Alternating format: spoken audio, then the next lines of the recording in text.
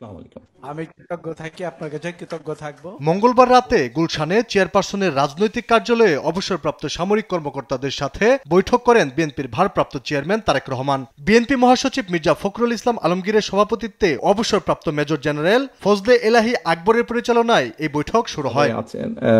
একান্ত পার্সোনাল ব্যাপার, তারপর আমি একটু এখানে উল্লেখ এ সময় তারেক রহমান ভার্চুয়ালি যুক্ত হয়ে অবসরপ্রাপ্ত সামরিক কর্মকর্তাদের সাথে বৈঠক করেন। উল্লেখ করতে চাচ্ছি আমাদের সামনে এখানে এ সময় বিএনপি নির্বাচিত হলে আগামী দিনে বাংলাদেশ কেমন হবে সে পরিকল্পনা সামরিক কর্মকর্তাদের সামনে তুলে ধরেন তারেক রহমান। তুলে ধরেন জিয়া পরিবারের সাথে সার্ভিসে অথবা রিটায়ার্ড সামরিক কর্মকর্তাদের সম্পর্কের গভীরতাও।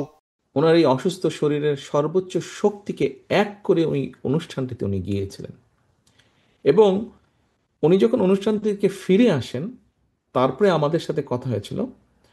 তখন আমার ছোট ভাই স্ত্রী স্মৃতি বলছিল যে আম্মা অনুষ্ঠানে যাওয়ার সময়, মানে যতক্ষণ ওখানে ছিলেন এবং উনি ফিরে আসার পরে মানসিকভাবে উনি এতটা বুস্ট আপ ছিলেন, মানে ওনার মনেই হচ্ছিল না যে উনি অসুস্থ একজন মানুষ।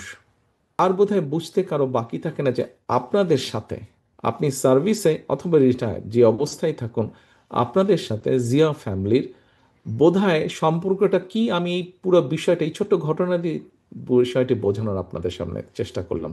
আগামীর বাংলাদেশকে একটি গণতান্ত্রিক জবাবদিহিমূলক রাষ্ট্রে পরিণত করতে অবসরপ্রাপ্ত সামরিক কর্মকর্তাদের সহযোগিতা কামনা করেন বিএনপির ভারপ্রাপ্ত চেয়ারম্যান। মিছিল হয়ে ব্যক্তির থেকে আমরা বলি দল বড়, দলের থেকে দেশ বড়। কাজেই দলকে সার্ভিস আপনি দিতে চাচ্ছেন, কিন্তু আপনার মধ্যে যদি কোয়ালিটি থেকে দেশকে সার্ভিস দেবার, তাহলে কেন আপনি সেটাকে প্রিফার করবেন না? আমি তো মনে করি দেশকে সার্ভিস দেওয়াটা আরো অনেক বড় ব্যাপার। আমরা চাই আপনাদের মধ্যে, আমি ব্যক্তিগতভাবে চাই ভবিষ্যতে ইনশাআল্লাহ আল্লাহর রহমতে বাংলাদেশের মানুষের সমর্থনে বিএনপি সরকার গঠন করতে সক্ষম হলে আপনাদের মধ্যে যারা কোয়ালিফাইড, এই মানুষগুলোকে আমরা এরকম দেশকে যাতে আপনারা সার্ভিস দিতে পারেন।